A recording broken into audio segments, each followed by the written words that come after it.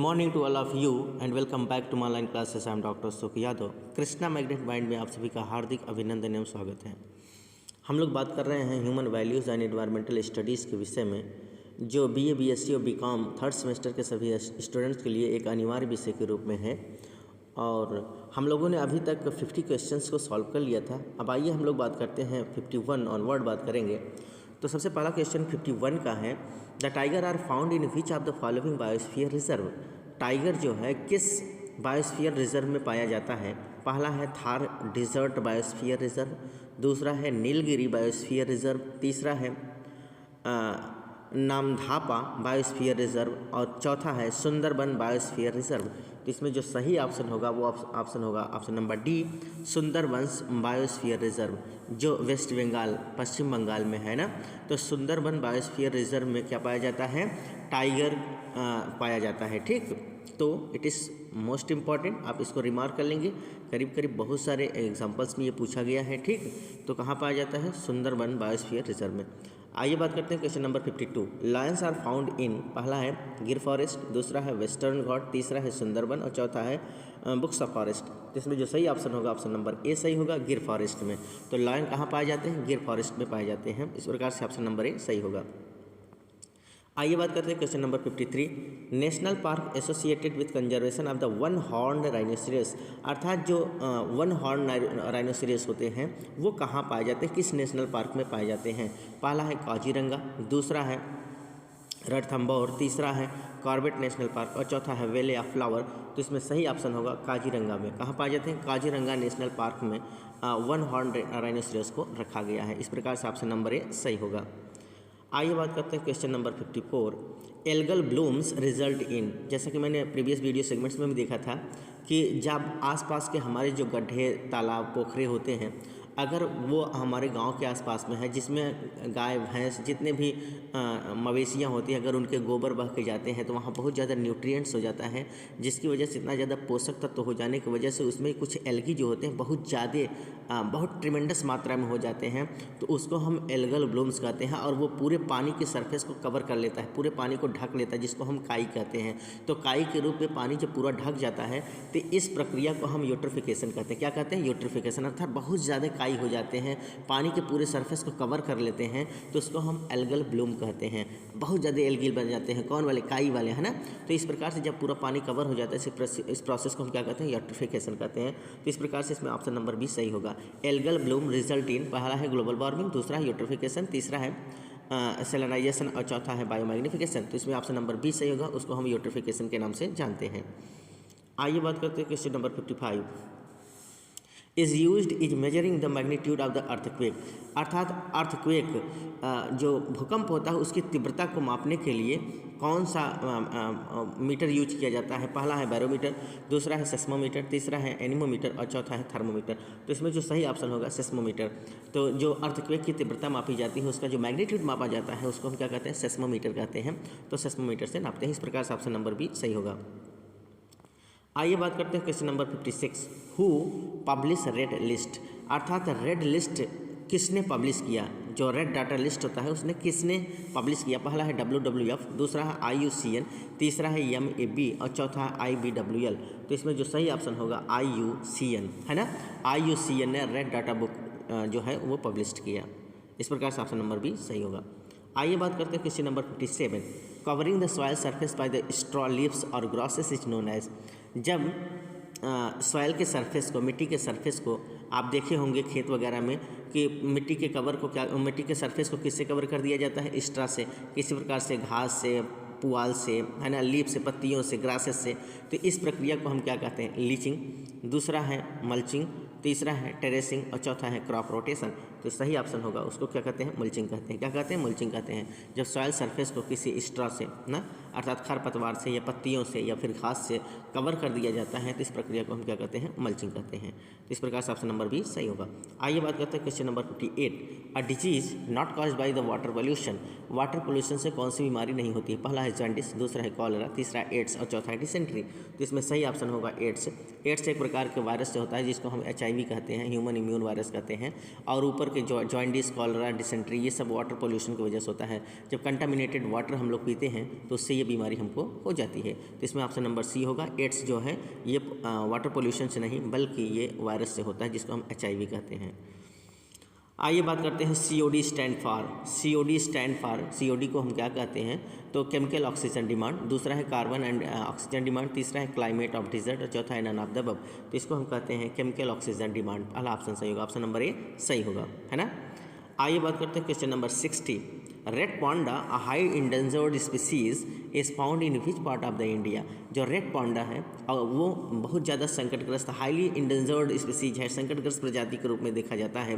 तो वो इंडिया के किस पार्ट में पाया जाता है, किस जगह पर पाया जाता है? नंबर 1 है कोस्टल रीजन, दूसरा है ट्रांस हिमालयन रीजन, तीसरा है नॉर्थ ईस्टर्न हिमालयास और चौथा है टेहरी रीजन, तराई रीजन। तो इसमें सही ऑप्शन होगा option number C, north eastern Himalayas, अर्थात होता है पश्चिमी पूर्वी एरिया में ये देखने को, उत्तरी पूर्वी एरिया में देखने को मिलता है। कहाँ? उत्तरी पूर्वी जो हिमालय है उस रेंज में, उस रीजन में वो देखने को मिलता है। कौन? Red panda. इस प्रकार से ऑप्शन नंबर सी सही होगा। आइए बात करते हैं question number 61। Asian elephant is now endangered because it is the being killed for. इस समय जो एशियन एलिफेंट है वो भी इंडेंजर्ड स्पीसीज के जोन में आ गया है, अर्थात संकटग्रस्त प्रजातियों के जोन में आ गया है। तो कह रहा है इसका जो हंटिंग होता है, इसका शिकार होता है, वो किसके लिए किया जाता है? अर्थात हाथी का वो कौन सा पार्ट है जिसके लिए लोग शिकार करते हैं, उसका हंटिंग करते हैं? पहला है स्किन, दूसरा है मस्क, तीसरा है आइवरी और चौथा है फर। तो इसमें सही ऑप्शन होगा आइवरी। जो हाथी के आगे का निकला हुआ दांत होता है दोनों तरफ से, उसको हम आइवरी कहते हैं। तो उसी आइवरी के लोग उसका हंटिंग करते हैं, किलिंग करते हैं, हाथी को मारते हैं। इस प्रकार से जो एशियन एलिफेंट है, हंटिंग की वजह से, शिकार की वजह से उसकी संख्या धीरे धीरे रिड्यूस होती चली जा रही है और वो संकटग्रस्त प्रजातियों में आ चुकी हैं। तो इस प्रकार से ऑप्शन नंबर सी सही होगा।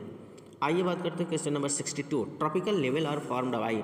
ट्रॉपिकल लेवल जो होता है, ट्रॉपिक लेवल किसकी वजह से बनता है? पहला ओनली प्लांट्स, दूसरा ओनली एनिमल्स, तीसरा ओनली कार्निवोल्स और चौथा है फूड चेन लिंक्ड ऑर्गेनिज्म। तो इसमें सही ऑप्शन होगा बच्चों option number D, food chain linked organism. क्यों? क्योंकि ये सब मिलकर एक ट्रॉपिकल लेवल बनाते हैं। प्रोड्यूसर होता है, फिर कंज्यूमर्स होता है ना।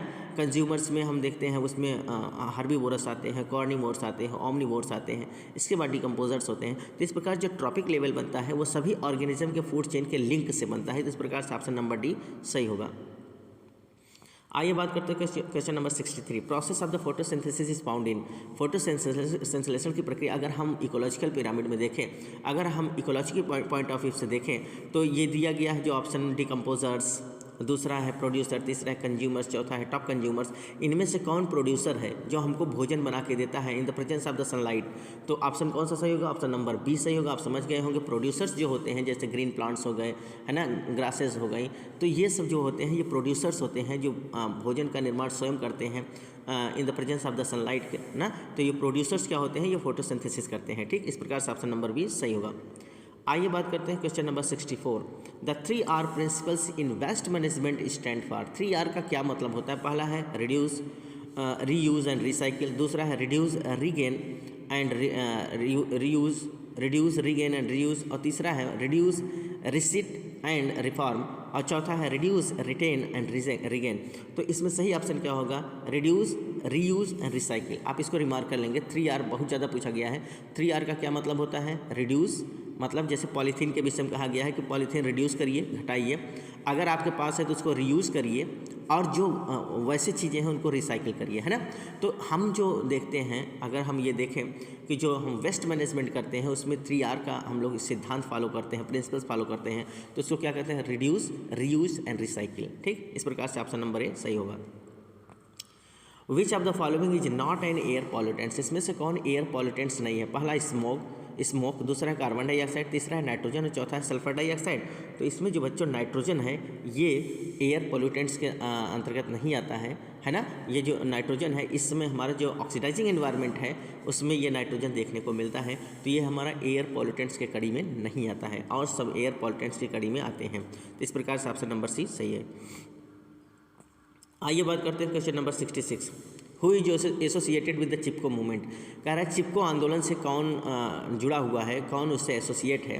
पहला है सलीम अली, दूसरा है सुंदरलाल बहुगुणा, तीसरा है रचेल कार्सन, चौथा है नन ऑफ दीज। तो इसमें सही ऑप्शन होगा बच्चों सुंदरलाल बहुगुणा। सुंदरलाल बहुगुणा के सुपरविजन में जो आंदोलन चलाया गया था वन बचाओ अभियान, है ना, अर्थात फॉरेस्ट को कंजर्व करने के लिए, वनों को कटाव को रोकने के लिए, उसको चिपको आंदोलन कहते हैं, है ना। तो चिपको आंदोलन किससे एसोसिएटेड है? सुंदरलाल बहुगुणा से, है ना। इस प्रकार से ऑप्शन नंबर बी सही होगा। आइए बात करते हैं question number 67। In which year silent valley was declared as the national park? किस सन में साइलेंट वैले को नेशनल पार्क के रूप में डिक्लेयर कर दिया गया था? पहला है 1982, दूसरा है 1984, तीसरा है 1988 और चौथा है 1992। इसमें सही ऑप्शन होगा 1984। 1984 में जो साइलेंट वैले है उसको क्या किया गया था? नेशनल पार्क के रूप में डिक्लेयर कर दिया गया था। ठीक, आइए बात करते हैं question number 68। Ozone is form in the upper atmosphere by a photochemical reaction with. अब ये जो ओजोन का फॉर्मेशन होता है ये एटमॉस्फेयर के कहाँ बना है? एकदम अपर रीजन पर देखने को मिलता है और ये फोटोकेमिकल रिएक्शन के द्वारा हुआ है। किसके साथ रिएक्शन किया हुआ है? पहला अल्ट्रा वायलेट सोलर रेडिएशन, दूसरा है इंफ्रा रेड रेडिएशन, तीसरा है विजिबल लाइट और चौथा है ऑल ऑफ द अबव। इसमें सही ऑप्शन होगा option number A, ultraviolet solar radiation के रिएक्शंस के साथ ये बना हुआ है। कौन? ओजोन लेयर, जो सूर्य के पराबैंगनी किरणों को रोकने का काम करता है, जो हमारे इन्वायरमेंट का एक चादर है ना। तो it is so much important. इसमें ऑप्शन नंबर ए सही होगा। आइए बात करते हैं question number 69। Minamata disease is cause due to the pollution by. Minamata disease किसके पोल्यूशन से होता है? पहला है लेड, दूसरा है पैन, तीसरा है मरकरी और चौथा है सल्फर डाइऑक्साइड। तो इसमें सही ऑप्शन होगा मरकरी, है ना। तो मरकरी की वजह से मीना माता डिजीज होता है। तो ऑप्शन नंबर सी सही होगा। आइए बात करते हैं question number 70। Sardar Sarovar project is situated on the river. Sardar Sarovar project किस नदी पर बनाया गया है? किस रिवर पर बनाया गया है? पहला है गंगा, दूसरा है यमुना, तीसरा है कावेरी और चौथा है नर्मदा। तो सही ऑप्शन होगा नर्मदा नदी पर बनाया गया है। जो सरदार सरोवर प्रोजेक्ट है वो कहाँ बनाया गया? किस नदी पर बनाया गया है? वो नर्मदा नदी पर बनाया गया है। तो इस प्रकार से बच्चों हम लोगों ने आज 20 क्वेश्चंस किया है, कुल मिला के 50 से 70 तक सॉल्व किया है। उम्मीद है ये वीडियो सेगमेंट्स आपके लिए ज़्यादा हेल्पफुल होगा, अच्छे से समझ में आया होगा बच्चों। अगर ये बच्चों वीडियो सेगमेंट्स आपके लिए हेल्पफुल हो, अच्छे से समझ में आया हो तो कमेंट बॉक्स में ज़रूर जाएँ और बताएं कैसा लगा। तब हम आपके लिए नए नए वीडियो लाते हैं, क्योंकि हमको एक एनर्जी मिलती है। हमको ये लगता है कि जो हम लोग मेहनत कर रहे हैं वो बिल्कुल पॉजिटिविटी की ओर जा रहा है ना, अर्थात पॉजिटिव एस्पेक्ट्स की ओर जा रहा है। तो हम आपके लिए वीडियो बनाते हैं। तो मिलते हैं बच्चों नेक्स्ट वीडियो में नेक्स्ट सेगमेंट के साथ। तब तक के लिए बच्चों धन्यवाद। Good morning to all of you and welcome back to my online classes. I am doctor Sukh Yadav. Krishna magnet mind में आप सभी का हार्दिक अभिनंदन एवं स्वागत है। हम लोग बात कर रहे हैं human values and environmental studies के विषय में, जो BA BSc और BCom थर्ड सेमेस्टर के सभी स्टूडेंट्स के लिए एक अनिवार्य विषय के रूप में है। और हम लोगों ने अभी तक 50 क्वेश्चंस को सॉल्व कर लिया था। अब आइए हम लोग बात करते हैं 51 ऑनवर्ड बात करेंगे। तो सबसे पहला क्वेश्चन 51 का है, the tiger are found in which of the following biosphere reserve. Tiger जो है किस बायोस्फीयर रिजर्व में पाया जाता है? पहला है थार डिजर्ट बायोस्फीयर रिजर्व, दूसरा है नीलगिरी बायोस्फीयर रिजर्व, तीसरा है नामधापा बायोस्फीयर रिजर्व और चौथा है सुंदरबन बायोस्फीयर रिजर्व। तो इसमें जो सही ऑप्शन होगा वो ऑप्शन होगा option number D, Sundarbans biosphere reserve, जो वेस्ट बंगाल पश्चिम बंगाल में है ना। तो सुंदरबन बायोस्फीयर रिजर्व में क्या पाया जाता है? टाइगर पाया जाता है। ठीक, तो इट इज़ मोस्ट इम्पॉर्टेंट, आप इसको रिमार्क कर लेंगे। करीब करीब बहुत सारे एग्जाम्पल्स में ये पूछा गया है। ठीक, तो कहाँ पाया जाता है? सुंदरबन बायोस्फीयर रिजर्व में। आइए बात करते हैं question number 52। Lions are found in, पहला है गिर फॉरेस्ट, दूसरा है वेस्टर्न घाट, तीसरा है सुंदरबन और चौथा है बुक्सा फॉरेस्ट। तो इसमें जो सही ऑप्शन होगा ऑप्शन नंबर ए सही होगा, गिर फॉरेस्ट में। तो लायन कहाँ पाए जाते हैं? गिर फॉरेस्ट में पाए जाते हैं। इस प्रकार से ऑप्शन नंबर ए सही होगा। आइए बात करते हैं question number 53। National park associated with conservation of the one horn rhinoceros, अर्थात जो वन हॉर्न राइनोसेरस होते हैं वो कहाँ पाए जाते हैं? किस नेशनल पार्क में पाए जाते हैं? पहला है काजीरंगा, दूसरा है रणथंभौर, तीसरा है कॉर्बेट नेशनल पार्क और चौथा है वैली ऑफ फ्लावर। तो इसमें सही ऑप्शन होगा काजीरंगा में। कहाँ पाए जाते हैं? काजीरंगा नेशनल पार्क में वन हॉर्न राइनोसेरस को रखा गया है। इस प्रकार से ऑप्शन नंबर ए सही होगा। आइए बात करते हैं question number 54। Algal blooms result in, जैसा कि मैंने प्रीवियस वीडियो सेगमेंट्स में भी देखा था कि जब आसपास के हमारे जो गड्ढे तालाब पोखरे होते हैं अगर वो हमारे गांव के आसपास में है, जिसमें गाय भैंस जितने भी मवेशियाँ होती हैं, अगर उनके गोबर बह के जाते हैं तो वहाँ बहुत ज़्यादा न्यूट्रिएंट्स हो जाता है, जिसकी वजह से इतना ज़्यादा पोषक तत्व हो जाने की वजह से उसमें कुछ एल्गी जो होते हैं बहुत ज़्यादा बहुत ट्रिमेंडस मात्रा में हो जाते हैं, तो उसको हम एल्गल ब्लूम्स कहते हैं। और वो पूरे पानी के सरफेस को कवर कर लेता है, पूरे पानी को ढक लेता है, जिसको हम काई कहते हैं। तो काई के रूप में पानी जब पूरा ढक जाता है तो इस प्रक्रिया को हम यूट्रिफिकेशन कहते हैं। क्या कहते हैं? यूट्रिफिकेशन। अर्थात बहुत ज़्यादा काई हो जाते हैं, पानी के पूरे सरफेस को कवर कर लेते हैं, तो उसको हम एल्गल ब्लूम कहते हैं। बहुत ज़्यादा एल्गी बन जाते हैं, कौन वाले? काई वाले, है ना। तो इस प्रकार से जब पूरा पानी कवर हो जाता है, इस प्रोसेस को हम क्या कहते हैं? यूट्रिफिकेशन कहते हैं। तो इस प्रकार से इसमें ऑप्शन नंबर 20 सही होगा। एल्गल ब्लूम रिजल्ट इन, पहला है ग्लोबल वार्मिंग, दूसरा है यूट्रिफिकेशन, तीसरा है सेलेनाइजेशन और चौथा है बायोमैग्निफिकेशन। तो इसमें ऑप्शन नंबर 20 सही होगा, उसको हम यूट्रिफिकेशन के नाम से जानते हैं। आइए बात करते हैं question number 55। Is used is measuring the magnitude of the earthquake. अर्थात अर्थक्वेक जो भूकंप होता है उसकी तीव्रता को मापने के लिए कौन सा मीटर यूज किया जाता है? पहला है बैरोमीटर, दूसरा है सेस्मोमीटर, तीसरा है एनीमोमीटर और चौथा है थर्मोमीटर। तो इसमें जो सही ऑप्शन होगा सेस्मोमीटर। तो जो अर्थक्वेक की तीव्रता मापी जाती है उसका जो मैग्नीट्यूड मापा जाता है उसको हम क्या कहते हैं? सेस्मोमीटर कहते हैं। तो सेस्मोमीटर से नापते हैं। इस प्रकार से ऑप्शन नंबर 20 सही होगा। आइए बात करते हैं question number 56। Who publish red list. अर्थात रेड लिस्ट किसने पब्लिश किया? जो रेड डाटा लिस्ट होता है उसने किसने पब्लिश किया? पहला है WWF, दूसरा है IUCN, तीसरा है MAB और चौथा है IBWL। तो इसमें जो सही ऑप्शन होगा IUCN, है ना। IUCN ने रेड डाटा बुक जो है वो पब्लिश किया। इस प्रकार से ऑप्शन नंबर भी सही होगा। आइए बात करते हैं question number 57। Covering the soil surface by the straw leaves और ग्रॉसेस इज नोन एज। जब सॉइल के सरफेस को, मिट्टी के सरफेस को आप देखे होंगे खेत वगैरह में कि मिट्टी के कवर को क्या, मिट्टी के सरफेस को किससे कवर कर दिया जाता है? स्ट्रा से। किसी प्रकार से घास से, पुआल से, है ना, लीफ से, पत्तियों से, ग्रासेस से। तो इस प्रक्रिया को हम क्या कहते हैं? लीचिंग। दूसरा है मल्चिंग, तीसरा है टेरेसिंग और चौथा है क्रॉप रोटेशन। तो सही ऑप्शन होगा, उसको क्या कहते हैं? मल्चिंग कहते हैं। क्या कहते हैं? मल्चिंग कहते हैं। जब सॉइल सरफेस को किसी स्ट्रा से ना, अर्थात खरपतवार से या पत्तियों से या फिर घास से कवर कर दिया जाता है तो इस प्रक्रिया को हम क्या कहते हैं? मल्चिंग कहते हैं। तो इस प्रकार से ऑप्शन नंबर भी सही होगा। आइए बात करते हैं question number 58। A disease not caused by the water pollution. Water pollution से कौन सी बीमारी नहीं होती? पहला है जॉन्डिस, दूसरा है कॉलेरा, तीसरा एड्स और चौथा है डिसेंट्री। तो इसमें सही ऑप्शन होगा एड्स। एड्स एक प्रकार के वायरस से होता है जिसको हम HIV कहते हैं, ह्यूमन इम्यून वायरस कहते हैं। और ऊपर के जॉन्डिस, कॉलेरा, डिसेंट्री ये सब वाटर पोल्यूशन की वजह से होता है। जब कंटामिनेटेड वाटर हम लोग पीते हैं तो उससे ये बीमारी हमको हो जाती है। तो इसमें ऑप्शन नंबर सी होगा। एड्स जो है ये वाटर पोल्यूशन से नहीं बल्कि ये वायरस से होता है जिसको हम HIV कहते हैं। आइए बात करते हैं COD स्टैंड फॉर। COD को हम क्या कहते हैं? तो केमिकल ऑक्सीजन डिमांड, दूसरा है कार्बन एंड ऑक्सीजन डिमांड, तीसरा है क्लाइमेट ऑफ डिजर्ट और चौथा है नन ऑफ द अबव। तो इसको हम कहते हैं केमिकल ऑक्सीजन डिमांड। पहला ऑप्शन सही होगा, ऑप्शन नंबर ए सही होगा, है ना। आइए बात करते हैं question number 60। Red panda a high endangered species is found in which part of the India. जो रेड पांडा है और वो बहुत ज़्यादा संकटग्रस्त, हाईली इंडेंजर्ड स्पीसीज है, संकटग्रस्त प्रजाति के रूप में देखा जाता है। तो वो इंडिया के किस पार्ट में पाया जाता है, किस जगह पर पाया जाता है? नंबर 1 है कोस्टल रीजन, दूसरा है ट्रांस हिमालयन रीजन, तीसरा है नॉर्थ ईस्टर्न हिमालयास और चौथा है टेहरी रीजन, तराई रीजन। तो इसमें सही ऑप्शन होगा option number C, north eastern Himalayas. अर्थात होता है पश्चिमी पूर्वी एरिया में ये देखने को, उत्तरी पूर्वी एरिया में देखने को मिलता है। कहाँ? उत्तरी पूर्वी जो हिमालय है उस रेंज में, उस रीजन में वो देखने को मिलता है। कौन? Red panda. इस प्रकार से ऑप्शन नंबर सी सही होगा।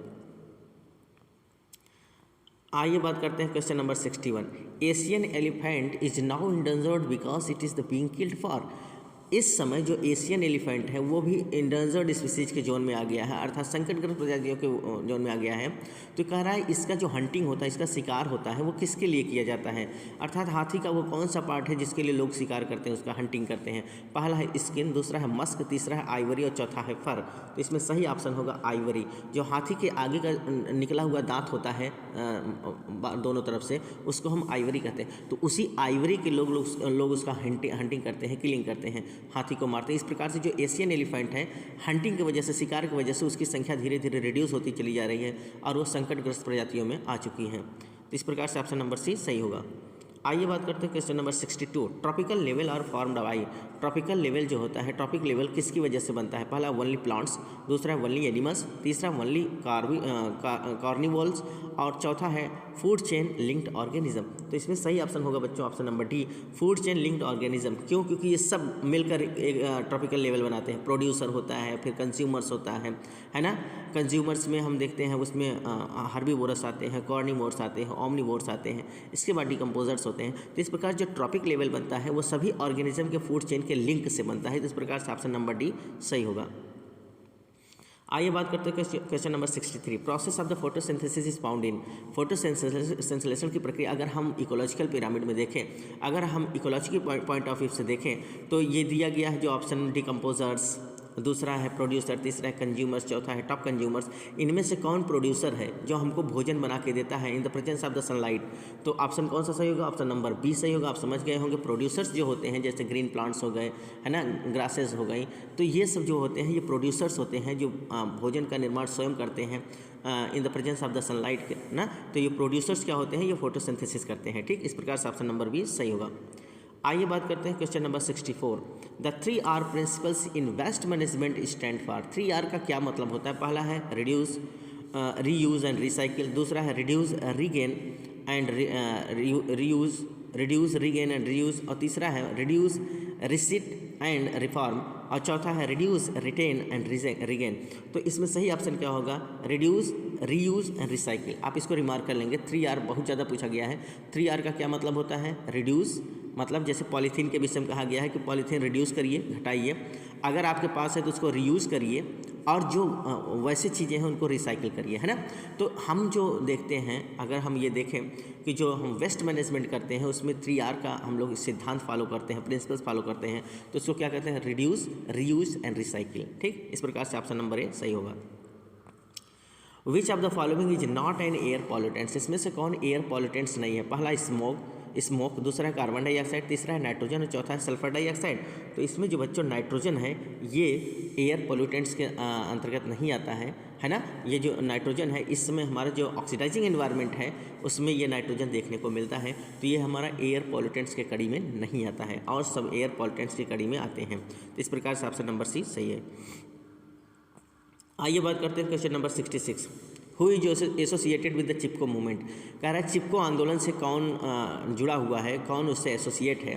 पहला है सलीम अली, दूसरा है सुंदरलाल बहुगुणा, तीसरा है रचेल कॉर्सन, चौथा है ननाब्दीज। तो इसमें सही ऑप्शन होगा बच्चों सुंदरलाल बहुगुणा। सुंदरलाल बहुगुणा के सुपरविजन में जो आंदोलन चलाया गया था वन बचाओ अभियान, है ना, अर्थात फॉरेस्ट को कंजर्व करने के लिए, वनों के कटाव को रोकने के लिए, उसको चिपको आंदोलन कहते हैं, है ना।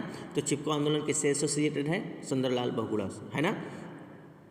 इस प्रकार से ऑप्शन नंबर बी सही होगा। आइए बात करते हैं question number 67। In which year silent valley was declared as the national park. किस सन में साइलेंट वैले को नेशनल पार्क के रूप में डिक्लेयर कर दिया गया था?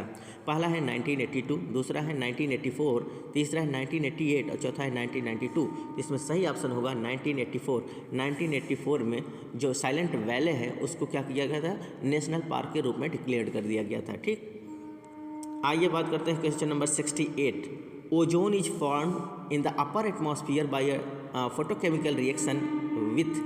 अब ये जो ओजोन का फॉर्मेशन होता है ये एटमॉस्फेयर के कहाँ बना है? एकदम अपर रीजन पर देखने को मिलता है, और ये फोटोकेमिकल रिएक्शन के द्वारा हुआ है। किसके साथ रिएक्शन किया हुआ है? पहला अल्ट्रा वायलेट सोलर रेडिएशन, दूसरा है इंफ्रा रेड रेडिएशन, तीसरा है विजिबल लाइट और चौथा है ऑल ऑफ द अबव। इसमें सही ऑप्शन होगा option number A, ultraviolet solar radiation के रिएक्शंस के साथ ये बना हुआ है। कौन? ओजोन लेयर, जो सूर्य के पराबैंगनी किरणों को रोकने का काम करता है, जो हमारे इन्वायरमेंट का एक चादर है ना। तो it is so much important. इसमें ऑप्शन नंबर ए सही होगा। आइए बात करते हैं question number 69। Minamata disease is cause due to the pollution by. Minamata disease किसके पोल्यूशन से होता है? पहला है लेड, दूसरा है पैन, तीसरा है मरकरी और चौथा है सल्फर डाइऑक्साइड। तो इसमें सही ऑप्शन होगा मरकरी, है ना। तो मरकरी की वजह से मीना माता डिजीज होता है, तो ऑप्शन नंबर सी सही होगा। आइए बात करते हैं question number 70। Sardar Sarovar Sardar Sarovar project is situated on the river. Sardar Sarovar project किस नदी पर बनाया गया है, किस रिवर पर बनाया गया है? पहला है गंगा, दूसरा है यमुना, तीसरा है कावेरी और चौथा है नर्मदा। तो सही ऑप्शन होगा नर्मदा नदी पर बनाया गया है। जो सरदार सरोवर प्रोजेक्ट है वो कहाँ बनाया गया, किस नदी पर बनाया गया है? वो नर्मदा नदी पर बनाया गया है। तो इस प्रकार से बच्चों हम लोगों ने आज 20 क्वेश्चंस किया है, कुल मिला के 50 से 70 तक सॉल्व किया है। उम्मीद है ये वीडियो सेगमेंट्स आपके लिए ज़्यादा हेल्पफुल होगा, अच्छे से समझ में आया होगा बच्चों। अगर ये बच्चों वीडियो सेगमेंट्स आपके लिए हेल्पफुल हो, अच्छे से समझ में आया हो, तो कमेंट बॉक्स में ज़रूर जाएँ और बताएं कैसा लगा। तब हम आपके लिए नए नए वीडियो लाते हैं, क्योंकि हमको एक एनर्जी मिलती है, हमको ये लगता है कि जो हम लोग मेहनत कर रहे हैं वो बिल्कुल पॉजिटिविटी की ओर जा रहा है ना, अर्थात पॉजिटिव एस्पेक्ट्स की ओर जा रहा है। तो हम आपके लिए वीडियो बनाते हैं। तो मिलते हैं बच्चों नेक्स्ट वीडियो में नेक्स्ट सेगमेंट के साथ। तब तक के लिए बच्चों